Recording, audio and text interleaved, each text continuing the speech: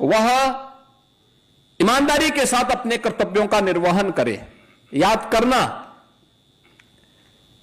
अगर हम भारत के संविधान का अपमान करते हैं तो यह अपमान बाबा साहब भीमराव अंबेडकर का अपमान है, भारत के स्वाधीनता संग्राम सेनानियों और बलिदानियों का अपमान है,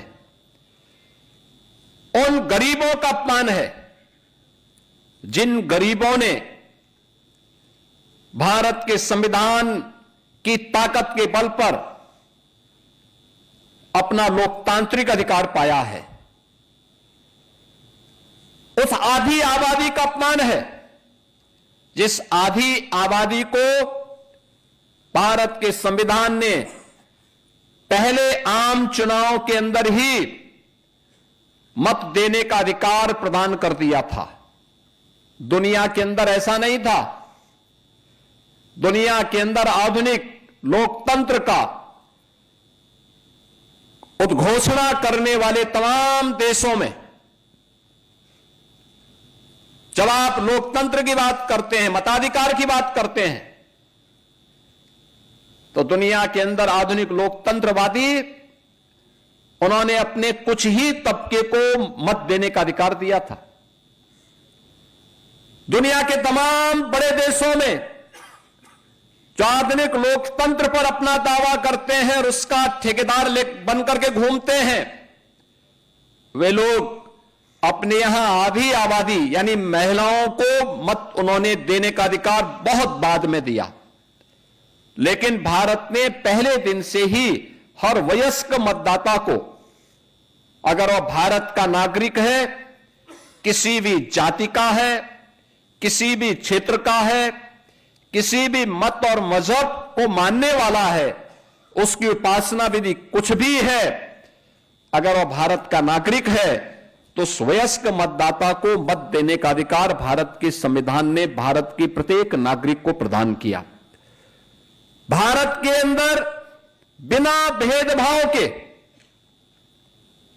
संविधान लागू होने के साथ ही सामाजिक रूप से अस्पृश्य कहे जाने वाले दलित समाज के लिए, जनजातीय समाज के लिए आरक्षण की व्यवस्था भी भारत के संविधान ने दी और उनको यह अधिकार समाज की मुख्य धारा के साथ जोड़ने और सामाजिक समता के निर्माण में उनकी भूमिका का निर्वहन किया जा सके, इस दृष्टि से एक बड़ा क्रांतिकारी अभियान ये भारत के संविधान ने भारत के प्रत्येक अनुसूचित जाति जनजाति के नागरिक को प्रदान किया और भारत के संविधान के प्रति ही उन भावनाओं को आगे बढ़ाने के लिए आज नया भारत उस दिशा में तेजी के साथ आगे बढ़ा है। कर्तव्यों के निर्वहन की बात, उसमें नागरिक कर्तव्य वहीं पे आता है, यानी विरासत का सम्मान से लेकर के गुलामी की मानसिकता को समाप्त करना, सैनिकों का और वर्दीधारी फोर्स का सम्मान देने के साथ ही सामाजिक एकता और समता के लिए कार्य करने के साथ ही नागरिक कर्तव्य हमारे लिए उतना ही महत्वपूर्ण है। हम जिस क्षेत्र में काम कर रहे हैं, एक छात्र अगर ईमानदारी के साथ अपने छात्र के कर्तव्य का निर्वहन करता है तो मान करके चलिए कि भारत के संविधान को सम्मान कर रहा है। अगर एक शिक्षक ईमानदारी से अपने कर्तव्यों का निर्वहन करते हुए अपने उत्तरदायित्वों को पूर्ण कर रहा है, इसका मतलब वह भारत के संविधान का सम्मान कर रहा है। एक व्यापारी ईमानदारी के साथ अपने व्यापार कार्य को संपन्न कर रहा है तो ये मान करके चलिए कि वह भारत के संविधान को सम्मान दे रहा है। अगर एक शासकीय सेवा में कार्य करने वाला कोई कार्मिक ईमानदारी के साथ अपने उत्तरदायित्वों का निर्वहन कर रहा है तो यह मान करके चलिए कि अपने नागरिक कर्तव्यों का ईमानदारी पूर्वक निर्वहन करते हुए भारत के संविधान के प्रति अपनी सच्ची निष्ठा का ईमानदारी पूर्वक निर्वहन भी कर रहा है। लेकिन अगर कोई व्यक्ति, चाहे वह किसी भी पद पर है, अगर वह ईमानदारी के साथ अपने उत्तरदायित्वों का निर्वहन नहीं कर रहा है, तो इसका मतलब वह भारत के संविधान का अनादर कर रहा है, वह भारत के स्वाधीनता संग्राम सेनानियों का निरादर कर रहा है। अगर वह भारत की विरासत का अपमान करता है, तो यह केवल विरासत का अपमान नहीं, बल्कि यह भारत के स्वाधीनता संग्राम सेनानियों, उन हुतात्माओं, बलिदानियों का भी अपमान है, जिन्होंने अपना सर्वस्व न्यौछावर देश की आजादी के लिए किया था। अगर वह एक यूनिफॉर्मधारी फोर्स का अपमान कर रहा है, उनके विरुद्ध टिप्पणी कर रहा है, तो यह अपमान भारत के संविधान का भी अपमान है, यह भारत के स्वाधीनता संग्राम सेनानियों का भी अपमान है, यह भारत की व्यवस्था का भी अपमान है। अगर वह व्यक्ति गुलामी की मानसिकता को धारण करने के लिए भारत के नागरिकों को बाध्य कर रहा है, या किसी भी तबके को उस मानसिकता के साथ संचालित करने का प्रयास कर रहा है, तो मान करके चलिए कि वह भारत का अपमान कर रहा है, भारत की स्वाधीनता संग्राम सेनानियों, भारत के नागरिकों का अपमान कर रहा है। अगर समाज में जाति के नाम पे, क्षेत्र के नाम पे, भाषा के नाम पे विद्वेष की खाई को चौड़ा करके अराजकता और अव्यवस्था पैदा करने का प्रयास कर रहा है, तो ये मान करके चलिए कि वो भारत का अपमान कर रहा है, भारत की उस एक बार फिर से उन स्थितियों की ओर ले जाने का प्रयास कर रहा है जो भारत को कमजोर कर रहा है। यह भारत के संविधानविदों का, भारत के संविधान निर्माताओं का अपमान है, बाबा साहब भीमराव अंबेडकर का अपमान है। और जब हम अपने कर्तव्यों का ईमानदारी पूर्वक निर्वहन नहीं करते, तो यह भी एक प्रकार से संविधान निर्माताओं का अपमान है। जब एक छात्र ईमानदारी से अपना पाठ समय पे पूरा नहीं करता, तो अपने उन महापुरुषों का अपमान कर रहा है। जब एक शिक्षक ईमानदारी से अपने छात्र को संस्कारित नहीं कर पा रहा है, तो मान करके चलिए कि वह बाबा साहब भीमराव अंबेडकर और संविधान निर्माताओं का अपमान कर रहा है। जब एक सरकारी कार्मिक अपने पत्रावली का समय से निस्तारण नहीं करता है, ये मान करके चलिए कि वह भारत के संविधान निर्माताओं का अपमान कर रहा है, उनका अनादर कर रहा है, भारत के संविधान का अनादर कर रहा है। और ये पंचप्रण इसलिए प्रधानमंत्री जी ने विकसित भारत के लिए, भारत के प्रत्येक नागरिक के लिए आवश्यक माने। इसका आधार हमारा संविधान है, भारत का संविधान, भारत के संविधान की वो मूल प्रति, उस संविधान की मूल प्रति को जिसे 26 नवंबर 1949 को बाबा साहब भीमराव अंबेडकर की नेतृत्व की ड्राफ्टिंग कमेटी ने संविधान सभा को सौंपा था, उस प्रति को अगर आप देखेंगे, और मैं तो मानता हूं कि हर भारतवासी के घर में वह प्रति होनी चाहिए, और उसकी प्रस्तावना का वाचन हर परिवार में होना चाहिए।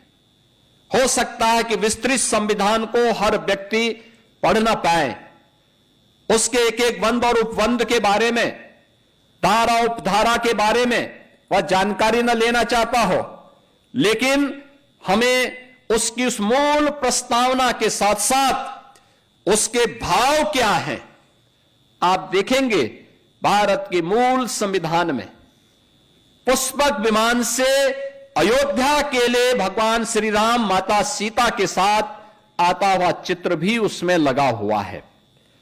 महाभारत के युद्ध में श्री कृष्ण के द्वारा गीता के उपदेश का भी चित्र उसमें स्थापित है।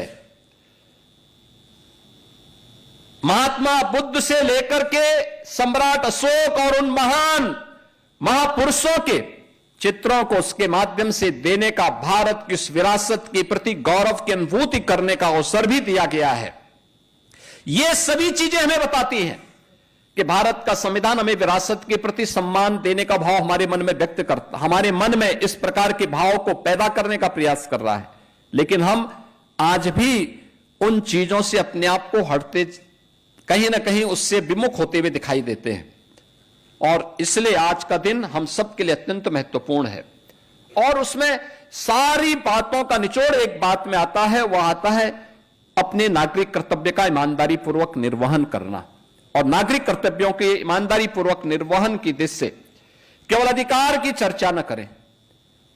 और याद करना, बहुत सारी चीजें ऐसी होती हैं, कहीं अगर धुआं उठ रहा है तो हमें सतर्क होना चाहिए, सजग होना चाहिए।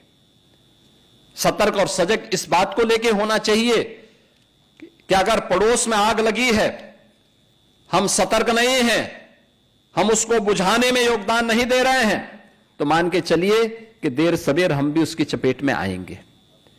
हम गलतफहमी नहीं पालनी चाहिए। आपने देखा होगा एक उस ट्रेड यूनियन की प्रवृत्ति, जिसका भाव क्या था कि हमारी मांगें पूरी हो चाहे जो मजबूरी हो, यानी हर कीमत पर उनके गलत और सही फैसले लागू होने चाहिए। ये वृत्ति नहीं,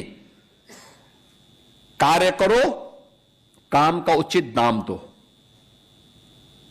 यानी व्यक्ति अगर ईमानदारी पूर्वक कार्य कर रहा है, उसको सम्मानजनक मानदेय और जीने का पूरा अधिकार मिलना चाहिए।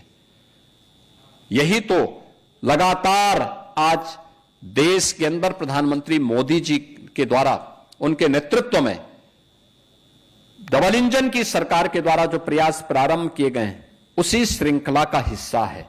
आज के इस अवसर पर मैं आप सबका आह्वान करूंगा, विकसित भारत की संकल्पना को आगे बढ़ाने के लिए विकसित उत्तर प्रदेश चाहिए। और विकसित उत्तर प्रदेश के लिए विकसित लखनऊ या हरेक स्तर पर उस प्रकार की एक मानसिकता हम सबको पैदा करनी पड़ेगी। मुझे बताते हुए प्रसन्नता है, हमने गत विधान मंडल के सत्र के दौरान इस पे एक 24 घंटे की चर्चा चलाई थी। और इस पे हुई वह चर्चा 12 अगस्त से 12-13 अगस्त को हुई यह चर्चा। मुझे बताते हुए प्रसन्नता है कि हम लोगों ने जब इसका पोर्टल लॉन्च किया और प्रदेश भर से सुझाव मांगे, मुझे बताते हुए प्रसन्नता है कि अब तक हमें 98 लाख से अधिक सुझाव प्राप्त हुए हैं विकसित उत्तर प्रदेश के लिए। विकसित भारत, विकसित उत्तर प्रदेश के लिए हर व्यक्ति ने अपने स्तर पर सुझाव दिए हैं, अलग अलग सेक्टर में दिए हैं। शिक्षा में क्या होना चाहिए, हेल्थ सेक्टर में क्या होना चाहिए, एम्प्लॉयमेंट और स्किल डेवलपमेंट के लिए क्या कुछ किया जाना चाहिए, पब्लिक ट्रांसपोर्ट में क्या कुछ होना चाहिए, एग्रीकल्चर और इरिगेशन में क्या कुछ होना चाहिए, इन्वेस्टमेंट के लिए, सिक्योरिटी के लिए, सुशासन के लिए क्या कदम उठाए जाने चाहिए। 98 लाख से भी सुझाव अब तक हमें प्राप्त हो चुके हैं। ये चीजें दिखती हैं और ये हर तबके के लोगों ने दिया है, हर तबके के लोगों ने सुझाव उपलब्ध करवाए हैं। यह दिखती है कि व्यवस्था के साथ हर व्यक्ति जुड़ना चाहता है, हर व्यक्ति चाहता है कि कुछ चेंज हो, कुछ अच्छा हो, अच्छा होने की प्रवृत्ति। 98 लाख लोगों का मतलब हर 5 परिवार में से एक परिवार का हमारे पास सुझाव आ चुका है।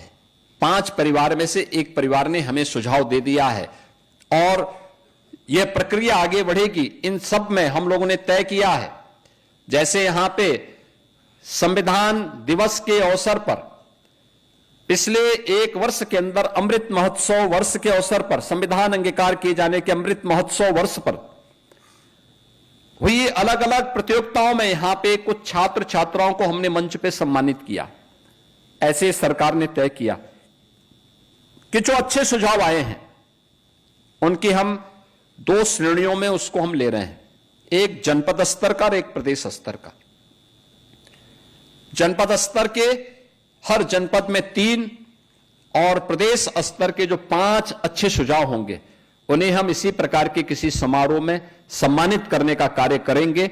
यह हमारी राष्ट्र के प्रति, देश के प्रति अपनी सेवा होगी और इसकी शुरुआत सबसे छोटी इकाई से हमें प्रारंभ करना पड़ेगा। आत्मनिर्भर ग्राम पंचायत होगा, आत्मनिर्भर वार्ड होगा, तो आत्मनिर्भर जनपद भी हो जाएगा, आत्मनिर्भर प्रदेश भी हो जाएगा और आत्मनिर्भर भारत भी होगा। आत्मनिर्भर भारत होगा तो विकसित भारत की संकल्पना हमसे दूर नहीं हो सकती है। इस विश्वास के साथ मैं आज के इस अवसर पर संविधान दिवस की अंगीकृत किए जाने के इस